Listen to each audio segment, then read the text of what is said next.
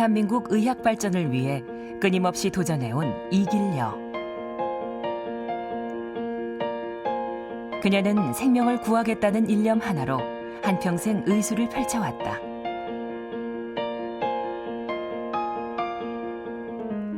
남아 선호 사상이 팽배했던 시절, 딸의 교육을 위해 모든 것을 희생했던 어머니. 어머니의 지원으로 이길려는 학업에 열중할 수 있었다.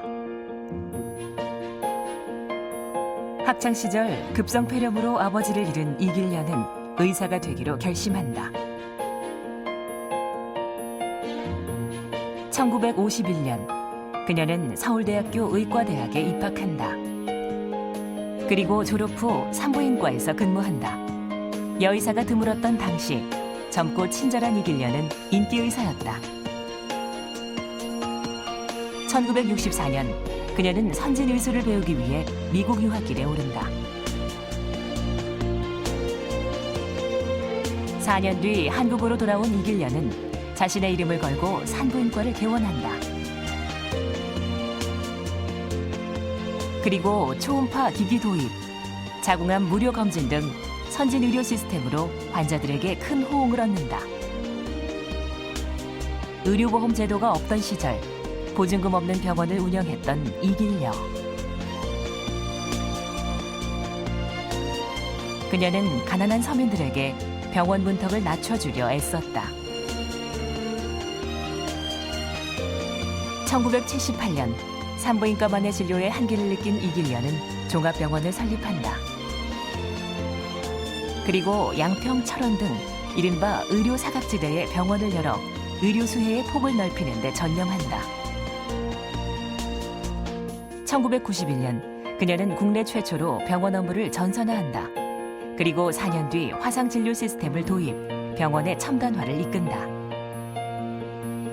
1998년 이길려는 의과대학을 설립하고 자신의 꿈을 이어갈 인재 양성에 온 힘을 다한다. 시골 산부인과를 시작으로 종합병원, 의과대학을 이끌어온 이길려. 한국 의료계 발전과 함께 걸어온 그녀의 지난 시간을 되돌아봅니다.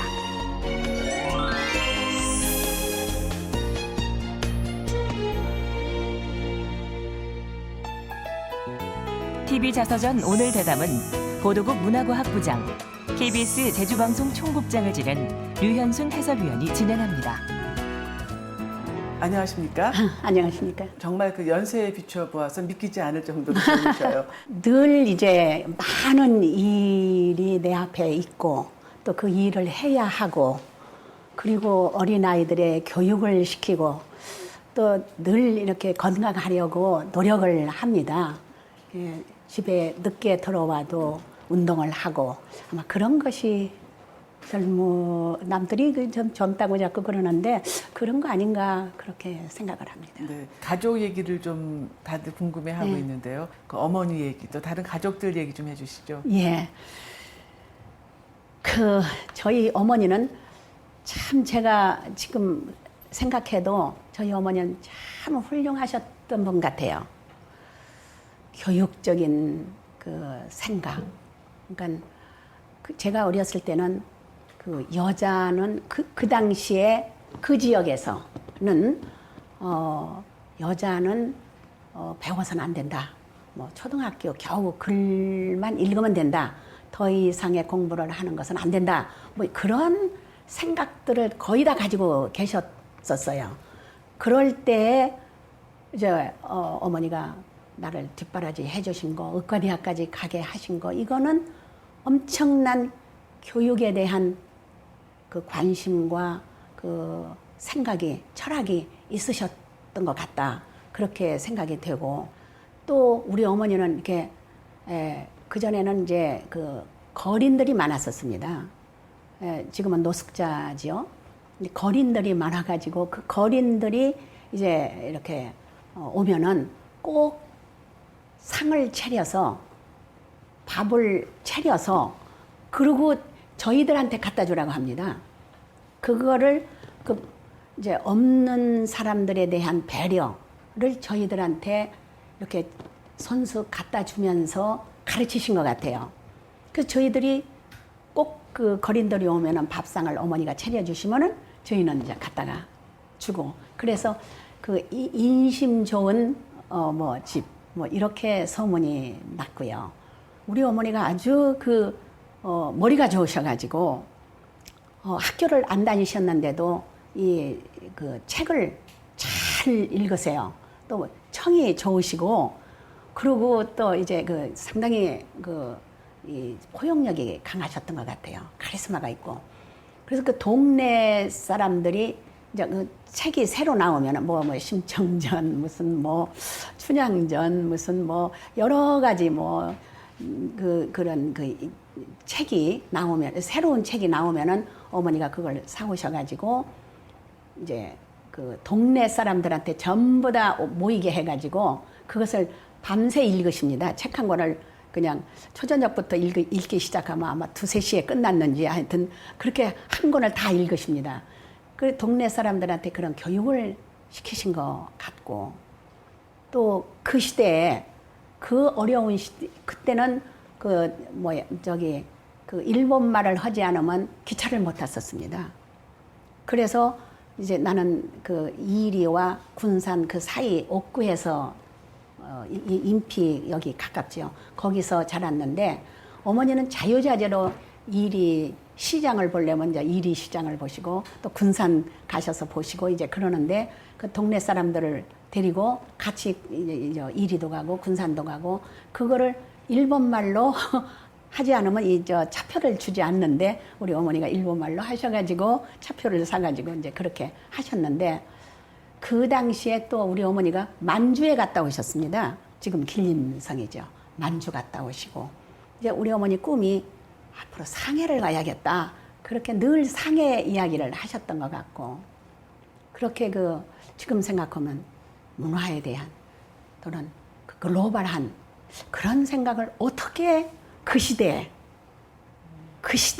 그 위치에서 그렇게 하셨을까, 저는 상상을 못 하겠어요. 네, 지금 사람들 뭐 하여튼 상상을 못할 정도로 우리 어머니가 다방면으로 그런 모든 것을 저한테 가르쳐 주셨어요. 그래서 오늘의 이기까지 저희 어머니가 그렇게 저한테 영향력을 가져오시고 교육을 그렇게 시켜주셨다, 그렇게 생각을 합니다. 네, 서울대학교 이과대학에 입학을 하셨는데요. 네. 당시 또 여자가 공부하기도 쉽지 않았는데, 그렇죠. 6.25 때 고등학교 3학년이었었습니다. 네. 그래서 그 생각지도 않았던 전쟁이 일어나서 우리 그 남자 친구들은, 우리 또래의 남자 학생들은 전부 다 국가를 위해서 몸을 바치겠다. 그러고 그 학도병에 자원해서 갔었습니다. 거의 그 학생들의 거의 대부분이 죽었습니다. 네. 그런데 저는 어떻게 국가를 위해서 봉사할 수가 없지 않습니까? 여자기 때문에 군대도 안 가고. 그래서 저는 항상 그 국가와 사회로부터 엄청난 혜택을 받았다. 여자기 때문에 군대도 안 가고 하고 싶은 공부 그냥 했고, 그게 항상 마음에 이렇게 짐이 되는 겁니다.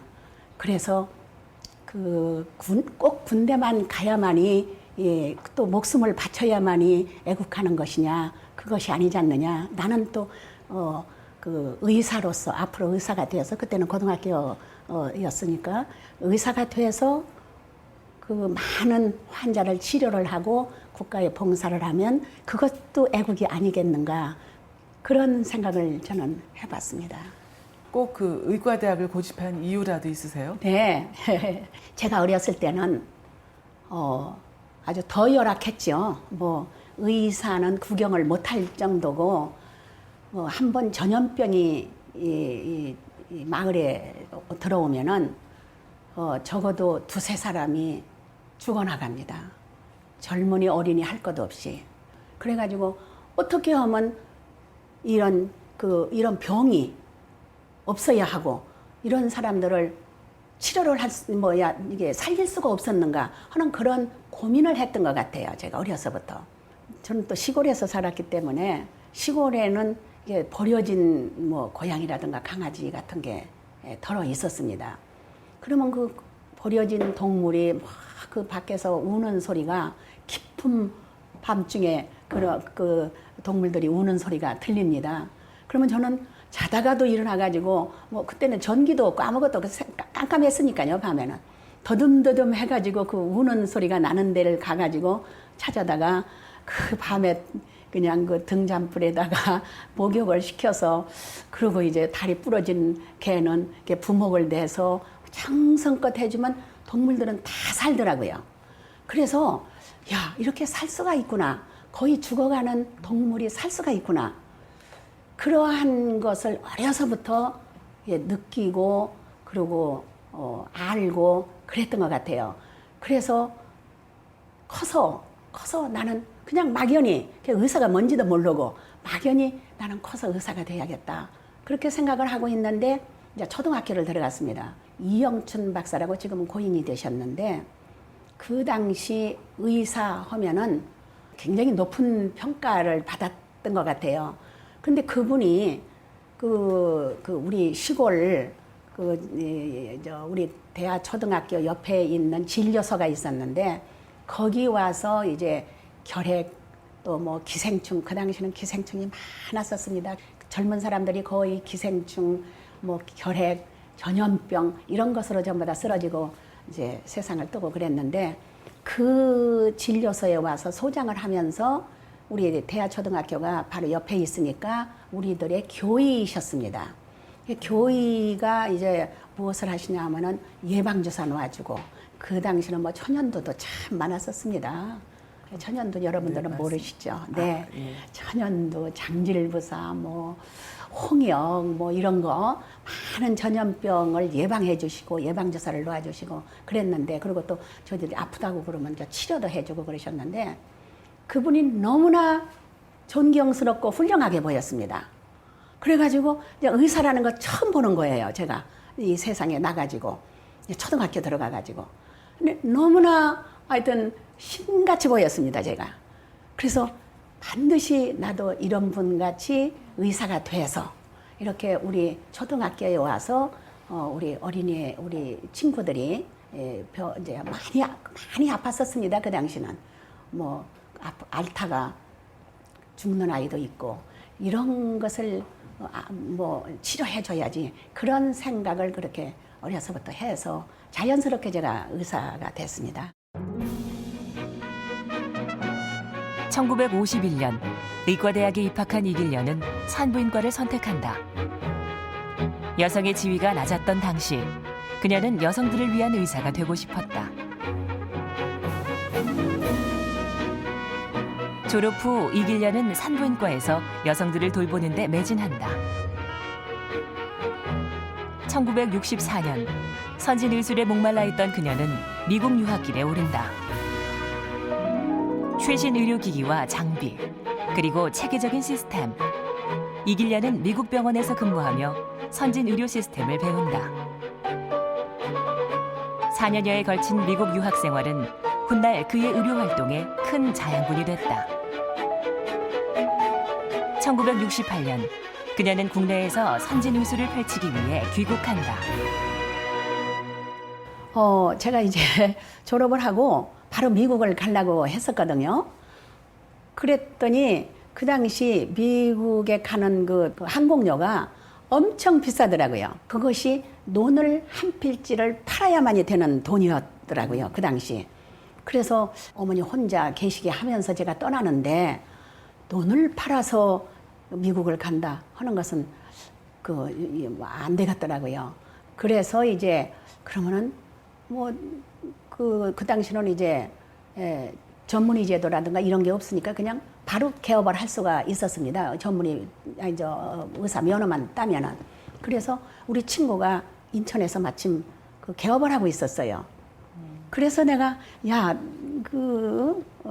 당신이 여기서 개업을 하는데 나도 같이 하고 그 미국 가는 항공료만 될 때까지만 같이 하면 어떠냐. 그랬더니 그냥 너무 좋다고 그래서 이제 같이 이제 했죠. 처음에는. 그러다가 이제 60년대 초에 미국을 갔습니다. 그런데 그 당시 우리나라 그 의료 환경은 굉장히 열악했었습니다. 예, 의사도 부족하고 병원도 물론 부족하고 또 의약품도 없었고 그리고 또 그 많은 또 환자들이 아주 어렵게 살아서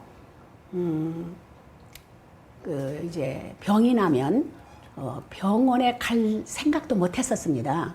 그냥 병이 나면 아프고 아프면 죽는 것이다. 그렇게 생각한 분들이 대부분이었었습니다. 그런 시기에 제가 미국을 갔는데 미국에 가니까 하늘과 땅 차이더라고요. 거기는 뭐 돈이 없어서 병원을 못 가거나 또는 그 질병에 대한 상식, 물론 뭐 지금 같지는 않지만 그래도 한국하고 비교해 보니까 질병에 대한 상식이 없어서 병원에 안 가는 것도 아니고 전부 다 국가가 책임을 지고 있더라고요. 그거를 보고 그리고 뭐 물자는 물론 지금하고 비교는 아닙니다. 그 당시에 한국하고 미국하고의 그 비교가 물자가 많고 또 의약품도 넘쳐나고 그런 것을 보고서 저는 너무나 가슴이 아팠었습니다. 그 돈이 없어서 치료도 못 받고 또 병원이 없어서 의약품이 없어서 치료를 못 받는 우리 한국 그 여성들을 보고서 같은 차이이기 때문에 너무 가슴이 아파서 저는 이제 그 수련을 마치고 돌아왔죠. 미국에서 돌아와가지고 이제 산부인과를 다시 열었을 때는 엄청난 환자가 왔었습니다. 여러분들 아마 지금 이 얘기해도 내 주위에 있는 사람도 이해를 잘 못하는데 새벽에 이제 그 난산 되게 이렇게 정상분만도 물론 오지만은 난산을 해서 아주 유독한 그런 상황에서 오는 경우가 많았었습니다. 그래서 그 새벽부터 와서 그런 환자들을 수술을 하고 그리고 계속해서 또 환자가 기다리고 있으니까 계속해서 환자를 보고 그리고 또 수술 환자가 오고 끊임없이 왔으니까요. 하여튼 저희 병원에 문을 이 출입문을 닫을 수가 없었습니다. 그때 출입문이 미닫이로 되어 있었는데 한 번은 제가 이렇게 이제 진료실에서 대합실에 이렇게 잠깐 얼굴을 이렇게 비치니까 아주 찬바람이 아주 강한 찬바람이 들어오더라고요. 그래서 웬일인가 하고 보니까 문을 열어놓은 거예요. 자기가 이렇게 서서 그 반은 바뀌고 반은 아닙니다. 그러니까 바람이 얼마나 들어오겠어요. 근데 왜 그러고 있는가 들어오라 그랬더니 이렇게 많은데 또 그 뒤에 또 줄이 또 많아요. 환자들이 그 밖에 덜덜 떨고 있는 거야. 그때 겨울이었는데 덜덜 떨고 있는 거예요. 그래서 들어오라 그랬더니 그러면 내 뒷사람들은 누가 봐주냐. 이제 문을 언젠가는 닫을 텐데 이 많은 환자를 다 봐주고 나를 봐줄 시간 없을 것이고 저 뒷사람도 못 볼 것이다. 그러니까 내가 문을 이렇게 열고 있다. 그럴 정도로 환자가 많이 왔었습니다. 그래서 그 환자들을 저는 될 수 있으면 기다리지 않게. 그러니까 내가 밥 먹는 시간을 아껴야 하고 내가 잠자는 시간을 잠을 못 자야 그 환자들을 전부 다 도와드리는 겁니다. 그 당시는 이제 보증금이 없으면 입원을 시키지 않을 때였었습니다. 모두가. 그랬는데 한 번은 이제 자궁의 임신을 한 환자가 그 자궁의 임신이 파열이 되면 그 응급으로 수술하지 않으면 생명을 잃습니다. 그런 환자가 왔는데 물론 20대 초반이죠. 그런 환자가 왔는데 당장 지금 응급으로 수술을 하지 않으면 생명이 위독하다. 그러는데 진단을 받고 그냥 가려고 옷을 입는 거예요. 나는 이제 수술 준비를 바로 시키고 응급 수술을 해야 한다 하는데 환자는 옷을 입으면서 가려고 하는 거예요. 그래서 지금 뭐 하고 계십니까? 대개 이제 친정어머니하고 그 당시 왔었습니다. 뭐 하시는 겁니까? 아니, 수술을 하다니요. 그 엄청난 부담을 저희는 할 수가 없습니다. 그냥 죽어도 집에 가야지요. 그러는 겁니다. 미국에서 갓 돌아왔기 때문에 그러한 것을 정말 이해를 못할 정도로 제가 많이 마음이 아팠었습니다. 그래서 우선 돈이 없으면 나중에 갚더라도 일단 생명은 살려야 하지 않겠느냐. 그리고 응급으로 수술을 해 주었는데, 물론 수술 다 해 주었지만은 그분한테는 여력이 없었죠. 이제 그런 환자들이 굉장히 많았고 그랬는데, 그때부터 제가 생각한 게 보증금 없는 병원 그렇게 써서 붙였습니다. 네. 그랬더니 환자들이 이 병원은 보증금이 없는 병원이래. 그리고 또 이제 소문 입소문이 나가지고 돈이 없어도 치료를 해준대. 그냥 꼭 돈이 없는 사람 무료 병원은 아니었거든요. 그런데 이제 치료를 받고 이제 돈이 없으면은 못 받는 거죠. 그냥 나중에 갚아라.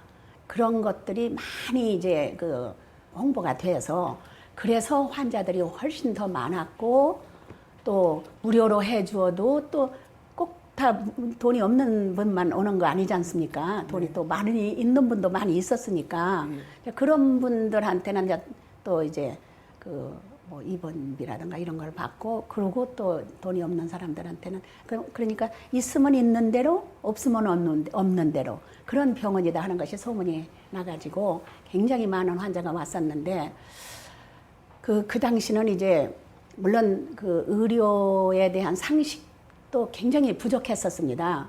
더더군다나 이제 섬 같은데, 이 인천은 섬이 많지 않습니까?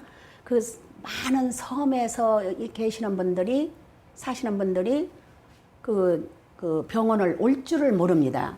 그래가지고 주로 응급으로 오는 거예요.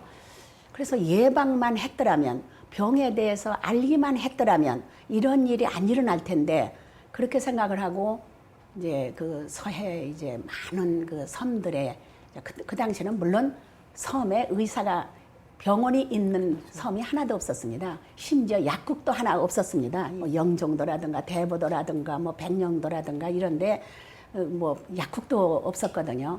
그래서 이제 제가 시간을 내서 가서 이제 무료 진료하고, 그리고 또 그 병에 대한, 질병에 대한 그 교육도 시키고, 이제 그러고 뭐 한 2박 3일 그런 정도로 하고 왔던 그런 것이 계기가 돼서, 그래서 그때부터 이제 무료 진료 해주었습니다. 최신 의약품과 첨단 설비 투자를 아끼지 않았던 이길려. 소문을 듣고 전국에서 환자들이 구름처럼 몰려들었다. 이길려는 안주하지 않았다. 1975년 그녀는 일본으로 떠난다. 당시 모든 국민이 의료보험 혜택을 받고 있던 일본을 보며 이길려는 조국의 환자들을 떠올렸다. 한국으로 돌아온 그녀는 1978년 종합병원을 설립한다. 이어 양평, 백령도 등 의료 취약지에도 병원을 개원한다. 그녀는 더 많은 환자들이 의료 혜택을 받을 수 있도록 힘써왔다. 1978년 네. 그 여성으로서는 최초로 네. 종합병원, 이 길병원을 세우셨는데요. 종합병원을 세우신 동기가 또 있으셨을 것 같아요. 네, 그럼요. 이제 저는 이제 산부인과만 보니까 다른 것을 다 못 보잖아요. 그런데 환자들이 제가 만능인존하는 겁니다. 그래가지고 우리 시아버님이 다리가 부러지셨는데 그거 고칠 수 없느냐, 또는 뭐 우리 시어머니가 또 뭐 위장이 안 좋으시다고 하는데 뭐 위에서 덩어리가 만져지는데 그거 고칠 수 없느냐. 하여튼 가족 상담을 많이 했습니다. 꼭 질병만 상담하는 게 아니라 하여튼 가정사까지도 와서 저하고 상의를 하고, 제가 그분들한테는 뭐 신같이 보였던 것 같아요. 그래서 모든 것을 이제 다 나오고 상의를 하는데, 그러한 어려운 뭐 내과, 외과, 정형외과 이러한 병으로 가족이 앓는 분이 많았습니다. 그래서 이제는, 그리고 또 환자도 너무 많고 이제 나 혼자의 한계가 왔구나, 그렇게 생각을 하고, 이제 제가 이제 75년도에 일본을 갔습니다. 가가지고 1년 동안 공부하면서 그런 생각을 했습니다. 그래가지고 돌아와서 이제 종합병원을 해야겠다. 그래서 더 많은 환자들을 치료를 해주는 역할을 해야겠다 하는 생각을 했고, 이제 종합병원을 하면서 그러면 이 병원을 어떻게 하느냐. 엄청난 재산이거든요. 그 종합병원을 갖는다는 것은 그 돈을 그냥 내 소유로 하는 것이냐. 그것에 대한 고민을 또 했습니다. 의료법인으로 해서 사회에 바칠 것인가, 아니면은 그냥 내 이름으로 해서 내 개인 소유로 할 것인가. 그건 아니다. 그런 생각이 들더라고요. 개인 병원 할 때는 그래도 괜찮은데 종합병원을 하면서 내 소유로 하는 것은 그건 마땅치 않다 하는 생각을 해가지고 어머니하고 상의를 했더니 어머니가 다른 것은 다 제 의견에 동의를 해주셨는데 이것만은 반대를 하셨어요. 절대 재산을 사회에 내놓는 것, 다 내놓는 거는 나는 반대다. 나는 너 같은 자식이, 이제 우리 언니가 또 하나 있습니다. 너희들 같은 자식이 있으니까 돈이 없어도 괜찮은데 너는 자식도 없는데 나중에 나이 먹어서 어떻게 하려고 재산을 전부 다 사회에 환원하느냐. 그거는 나는 반대다. 그러시더라고요. 그래서 어머니를 한 2달 동안에 이제 설득을 어머니한테 시켜가지고 네 생각이 그렇다면 그래라. 봉사다. 그것도. 그러셔가지고 이제 제가 의료법인을 만들어서 78년도에 종합병원을 개원하게 됩니다. 네. 그리고 양평, 철원, 남동 네. 그런 이른바 네. 의료 취약 지역에 네. 또 종합병원을 세우시지 않습니까? 네. 그 당시는 의사가 하나도 없는 군, 뭐 심지어는 군, 면 또는 아까도 말씀드렸지만 그 서해 그 섬들은 엄청난 섬들이 많이 있는데 거기에는 의사가 하나도 없습니다. 그런 곳을 의료 취약지라고 그럽니다. 그 의료 취약지에 이제 병원을 했는데 혹은 이제 철원은 내가 설립을 했고 양평은 취약지 병원이 이제 그 도산이 돼서 그래서 이제 병원을 운영을 못하는 것을 제가 맡아서 적자를 감수하고 근데 그 당시 이제 제가 양평을 갔더니 병원은 이제 그냥 아주 이제 쓰러져 가고 이제 저기 그 개원을 안 했으니까 짓다가 말았으니까 제가 갔다는 얘기를 듣고 그 동네 할머니들이 한 5-6명이 오셨어요. 그래가지고 이제는 여자분이 왔네. 그러면서 여자분은 그래도 우리를 이해를 할 것이다. 지금 일생을 그 농촌에서 일을 하다가 병이 나면은 병원에서 큰 주사 한 번 못 맞고 죽는다. 큰 주사라는 게 뭐 링겔 뭐 그런 겁니다. 큰 주사 한 번 맞고 죽는 것이 소원이다 그러는 겁니다. 얼마나 제가 놀래고 정말 가슴이 아팠는지 저는 사실 그냥 그 보건복지부에서 하라. 다른 사람이 할 사람이 없고 그렇게 나 같은 철학을 가진 사람만이 할 수가 있다. 이런 권유를 받고 사실은 갔었거든요. 안 해. 그러고 갔는데 그 할머니들이 진짜 치마거리를 잡는 겁니다. 제 치마거리를 잡고 제발 우리 할아범이 지금 누워있는데 이 병원 문 열기만 기다렸는데 이렇게 문을 열지 못하고 있으니 여기서 큰 주사 한 번 입원을 해서 큰 주사 한 번 맞고 돌아가시게 하는 게 소원이라고 그렇게 이야기하는 소리를 듣고 정말 울었습니다. 가슴으로.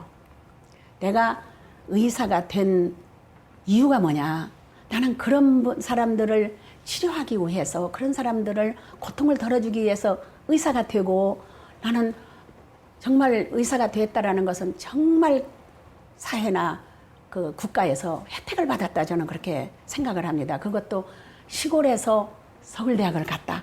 이거는 엄청난 혜택을 받았고 이 혜택을 나는 사회와 국민에게 돌려줘야 해. 그런 의무가 있는데 그 할머니들을 저버린다라는 것이 너무나 가슴이 아프고 그 얘기를 듣고 큰 주사 한번 맞고 죽는 것이 소원이라는 그 말을 들을 때 정말 제가 마음이 아팠습니다. 그래서 해.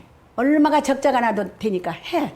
그렇게 생각을 하고 그 병원을 맡았는데 똑같은 이유로 철원도 그렇게 했고 또 똑같은 이유로 백령도도 그렇게 해서 취약지 병원을 제가 맡으면서 많은 적절하기보다도 봉사한 겁니다.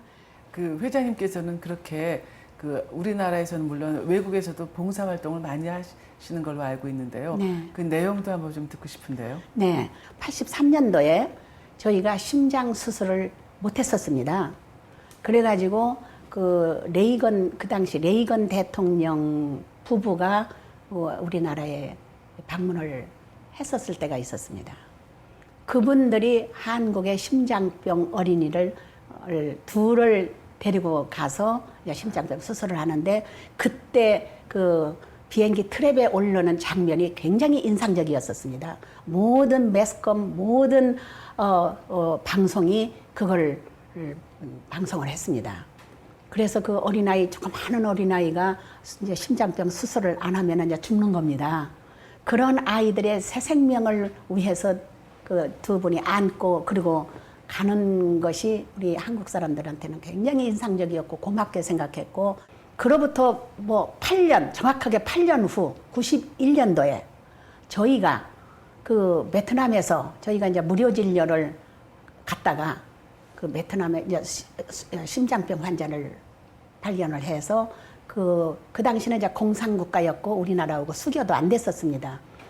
그런데 그 환자를 발견하고 이념이 뭐냐, 이건 생명이 중요하지, 이런 생각으로 그분을 데려다가 우리가 수술을 해줬는데, 사진에도 나오지만은 그때 아주 그 24살 먹었을 때인데 완전히 그냥 다 늙어가지고 할머니 같이 보이더라고요. 그런 사람을 수술을 해주고 그리고 이제 이제 돌아갔는데, 그로부터 10년 후에, 정확하게 10년 후에 2001년도에 제가 그 베트남 그 한센 그 후원회에서 이제 베트남에 그 직업훈련소를 만들어 주었습니다. 그래가지고 직업훈련소에 준공식에 갔는데 그때 이제 이 사람이 내가 온다고 이런 소리를 듣고 공항에 남았더라고요. 그랬는데 완전히 그냥 뭐라고 할까, 뭐 한 20년 전정으로 돌아간 것 같이 아주 그 젊은 여성이 나와서 이게 그 환자인가? 그럴 정도로 놀랐는데, 어쨌건 그렇게 우리나라의 그 의료가 발전되고 또 우리가 그렇게 레이건 대통령 부부가 우리 아이들을 데리고 갈 때 느꼈던 그런 것을 베트남 사람들이 느끼지 않았겠는가, 그런 생각을 하고 굉장히 가슴 뿌듯하고요. 1994년 이길련은 교육 사업에 뛰어든다. 그녀는 더 많은 환자를 돌보기 위해 인재를 키워야 한다고 생각했다. 4년 뒤 그녀는 의과대학을 설립한다. 그리고 우수한 교수진과 최고의 커리큘럼을 도입한다. 이길련은 어머니가 그랬던 것처럼 학생들이 학업에 전념할 수 있도록 지원했다. 같은 해 그녀는 경영난에 처한 종합대학을 인수한다. 교육환경 개선에 주력한 결과 1년 만에 학교는 안정을 되찾았다. 이길련은 인재 양성이라는 또 하나의 꿈을 이뤄가고 있다.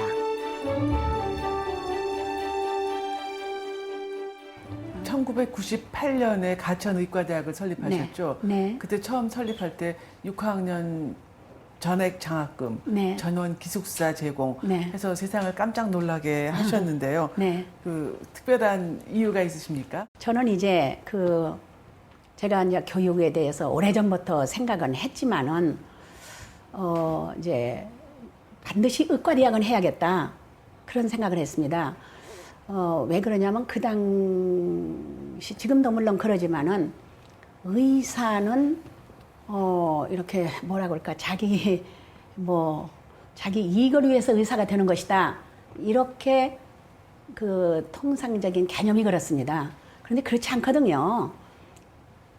상당히 많은 의사들이 연구를 하고 또 많은 의사들이 교육을 하고 뭐 진료도 하지만 많은 의사들이 그런데 참여를 하고 있는데, 이 세간에서의 인식은 뭐 의사가 돼서 돈을 벌려고 한다. 그런 인식이 너무나 깔려 있어서 제가 저희 그 의과대학 교육만큼은 그런 끝나고서 이제 졸업을 하고 의사 자격증을 다 받고 전문의가 되고 나서 사회에 공헌하는, 국가에 공헌하는, 또 인류에 공헌하는 그런 의사를 만들어내야겠다. 그리고 임상을 하더라도 나 같은 의사가 되라. 임상을 하더라도 그렇게 온 정성으로, 온 사랑으로, 봉사하는 정신으로 환자를 봐야 한다. 그런 의사를 만들어내야겠다. 그렇게 생각을 하고 의과대학을 설립하는데 전념을 하고, 그러한데 후계자들이니까 얘들이 큰 꿈을 갖고 내가 가르치는 방향으로 그렇게 가져왔으면 좋겠다. 그렇게 시작한 것이 이제 등록금도 뭐 안 내도 좋다. 와서 공부만 하고 내 정신을 이어받아라. 병원만 만들지 않고 이렇게 교육기관까지 같이 신경 쓰신 특별한 철학이 있으십니까? 그러면요, 그러니까 우리가 앞으로 인류의 발전이 뭐 크게 얘기해서 물론 뭐 사회 국가지요. 또 인류의 발전은 인재를 키우는 것이다. 저는 그렇게 생각을 합니다. 한 사람의 유능한 인간이 10만 명을 먹여 살린다. 그런 말도 있듯이 그렇게 인재가 앞으로는 우리 인류를 행복하게 하고 먹여 살리고 그럴 것이다. 그렇게 생각을 하고 저는 특히 그 인재 양성에 많은 그 노력을 하고 있습니다. 그래서 그런지 그 회장님께서는 이 병원에서 출산한 한 4쌍둥이 모두 이번에 네. 그 간호사로 네. 취업까지 시켜주셨는데요. 네네. 뭐 특별한 철학이 있으신 거죠? 네, 그 갑작스럽게 이제 그 응급으로 산모가 임신부가 입원을 했는데 그 조기 파수가 돼서 그러니까 이제 그 10달을 다 채우지를 못한 그런 산모가 조기 파수돼서 응급으로 왔는데 그분을 이제 응급이니까 이제 제왕절개 수술을 해서 아기를 4쌍둥이를 받았습니다. 근데 이분은 지금까지 자기가 4쌍둥이인 줄도 몰랐었습니다. 그 당시는 그렇게 미리 뭐 병원에 가서 아기의 뭐 진단 같은 이런 것을 미리 이제 병원에 가서 진단도 못 받고 그러고서 이제 갑자기 양수가 터지니까 저희 병원에 조기 파수가 되니까 저희 병원에 왔는데 그런 응급 상황이더라고요. 그래서 이제 그 아이들을 다 무사히 이제 낳게 하고 그러고 이제 또 인큐베이터에 들어가서 이제 완전히 이 아이들이 성장할 때까지 병원에 있었는데 그분들이 이제 의료비가 다 안 되고 그래서 그냥 그 퇴원을 시켰습니다. 그러니까 그 어머니가 너무 그 고마워서 아유 이 은혜를 어떻게 갚을까. 나는 수없이 많이 그런 얘기를 들었지만은 그래도 굉장히 그 4쌍둥이 엄마로부터 그런 얘기를 들었을 때 참 많이 가슴에 와닿더라고요. 그래서 그 나한테 갚을 생각하지 말고 이 아이들을 의사나 간호사로 교육을 시켜서 그리고 사회에 이바지하게 하면은 그러면 그것이 나한테 보답하는 거다. 그랬더니 한숨을 쉬면서 무슨 돈으로 아이들을 대학까지 가르칩니까? 그런 그 자기 혼자 말을 하더라고요. 그래서 내가 다 가르쳐 줄 테니까 대학만 보내줘. 그러면 내가 다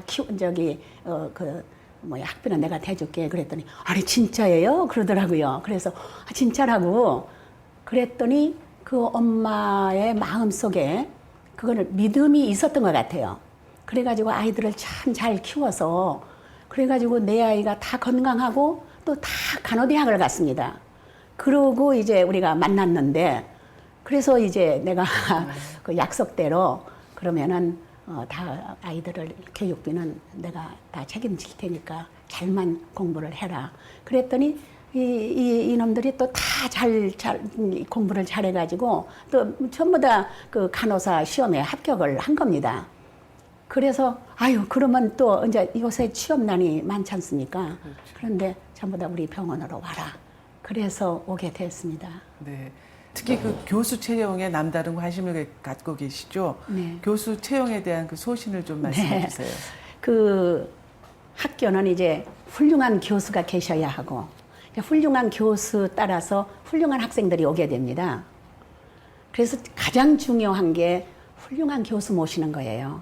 뭐 외국에서건 뭐 어디든지 이제 그 훌륭하다고 당신이 이제 뭐 충분한 자격을 갖추고 있다라고 생각하는 분들은 이렇게 저희한테 그 어플라이를 합니다.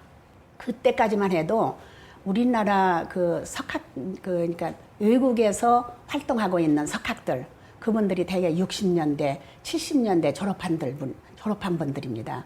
그러니까 60년대, 70년대에는 우리나라가 연구할 그런 환경과 이 조건이 되지 않았었습니다. 그러니까 연구를 하고 싶고 머리도 좋고 아주 그런 분들이 세계 과학자가 되고 싶은 분들이 한국에서 그런 여건이 안 되니까 외국으로 많이 공부하러 나갔습니다. 그래가지고 세계적으로 아주 유명한 학자들이 한국분으로 많습니다.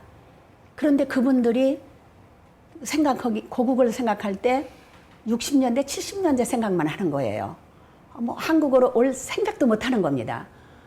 그랬는데 우리 조장희 박사를 2004년도에 저희가 모셔오니까 많은 한국에서 이제 그 공부를 했던 그리고 외국으로 나갔던 분들이 그리고 이제 조장희 박사가 해피한 겁니다. 해줄 거 다 해주니까 자기는 너무너무 행복한 겁니다. 아니 그런 분이 와서 행복하니까 많은 분들이 그 후로 왔습니다. 지난 2011년 이길련은 두 개의 대학을 통합하며 새로운 도전을 시작했다. 병원과 학교 운영, 그리고 심장병 어린이 무료 수술 등 다양한 봉사활동을 펼쳐온 이길려. 그녀는 꾸준히 삶의 영역을 넓혀왔다. 도전을 멈추지 않는 그녀. 이길려의 앞으로의 계획을 들어본다. 지금 회장님께서는 지금까지도 직함이 50개가 넘는 걸로 알고 있는데요. 그 원동력이 어디 있다고 생각하십니까?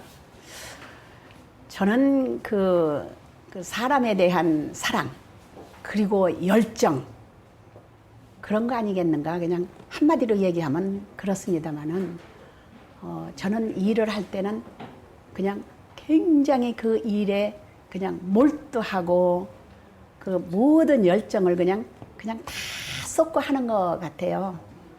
지금부터 한 10년 전까지만 해도 하루에 4시간 자고 성공을 생각하지 말아라. 그리고 지금도 우리 학생들한테는 무엇을 하든 너희들이 심지어 연애를 해도 좋다. 무엇을 하든 4시간 이상 잠잘 생각하지 말아라. 제가 그러지요. 의료재단을 이만큼 읽으시면서 네. 어려웠던 일도 더러 있으셨죠? 어떤 네. 일이 가장 어려우셨어요? 그러면요, 뭐 이렇게 크게 하면서 많은 적고 큰 그 어려움이 많이 있었습니다만은 아까도 말씀드렸지만 한 번은 제가 산부인과를 하는데 우리 환자가 자기 남편을 데리고 왔는데 그 환자가 폐결핵이었던 것 같아요. 그냥 진찰실에 그냥 이렇게 누가 아마 부축해서 왔던 것 같아요. 오자마자 그냥 대합실에서 그냥 각혈을 하고 쓰러져 죽는 겁니다. 그런 거를 보고 내가 치료를 못 해주는 그런 게 너무나 가슴이 아팠었습니다. 예. 어려운 일, 의사가 어려운 일이라면 아마 그런 거 아니겠는가. 자기 능력으로 치료 못 해주는 거. 그런 그 어려움이 많이 있었습니다. 지금까지 계획하신 일을 모두 다 이루셨으리라고 짐작이 되지만 혹시 아직도 이루시지 못한 일이 있습니까?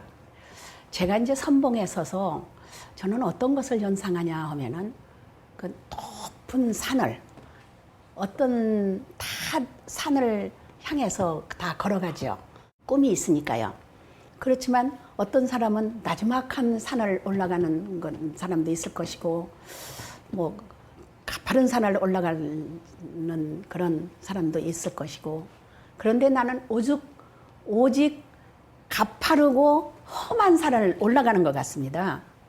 그렇게 해야만이 더 빨리 꿈을 이룰 수가 있겠다 하는 생각을 갖고 저는 가파르게 산봉우리를 향해서 계속 가고 있습니다. 그러니까 뭐 이루어진 게 아니고 이루고 있는 과정이라고 생각하고 계속해서 저희는 그렇게 꿈을 향해서 전진할 것입니다. 끝으로 우리 그 여러 젊은이들한테 그 해주고 싶으신 말씀이 있으시면 좀 해주십시오. 네.